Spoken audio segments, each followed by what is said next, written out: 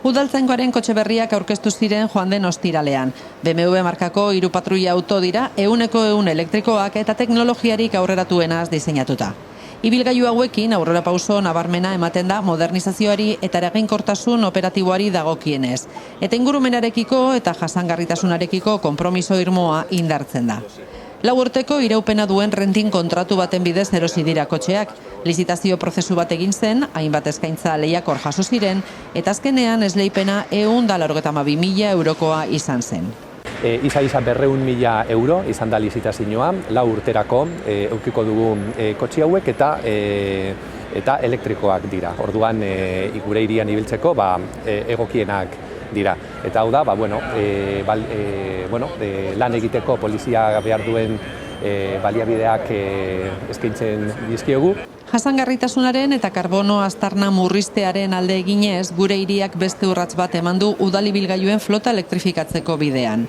Mugikortasun jasangarria sustatzeko eta klima aldaketaren aurkako borrokan aktiboki laguntzeko estrategia integral baten parte da ekimen hau. Udaltzaingoaren erantzuteko gaitasuna hobetzeaz gain, Eibarrek etorkizun garbiago eta arduratsuago batekin duen konpromisoa ere indartzen du patruila auto berri hauekin. Eta oroki kontutan edukita nola gure fibra optiko sare berrian eta nola trafikozko kamera berri horietan nola komplementatu daitezken kotxe berri hauek eta Eibar seguro baten barnean egon behar daitezken urratsaben barruan. Segurtasuna eta energia kontsumoaren efizientzia hobetzen dituzten ezaugarri aurreratuak dituzte patruila autoek. BMW berriek ibilgailu elektrikoen teknologiako azken berrikuntzak dituzte eta efizientzia handiagoarekin eta ingurumen inpaktu txikiagoarekin lan egiteko aukera ematen dute.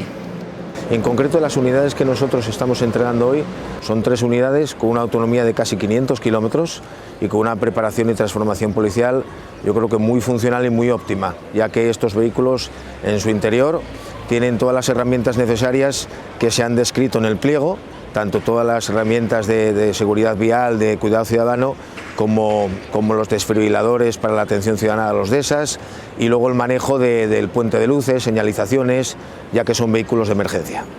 3 auto elektriko hauekin udaltzaingoaren flota berritzea, berrikuntza teknologikoa eta ingurumen erantzunkizuna nola bateratu erakusten duen adibide argia da.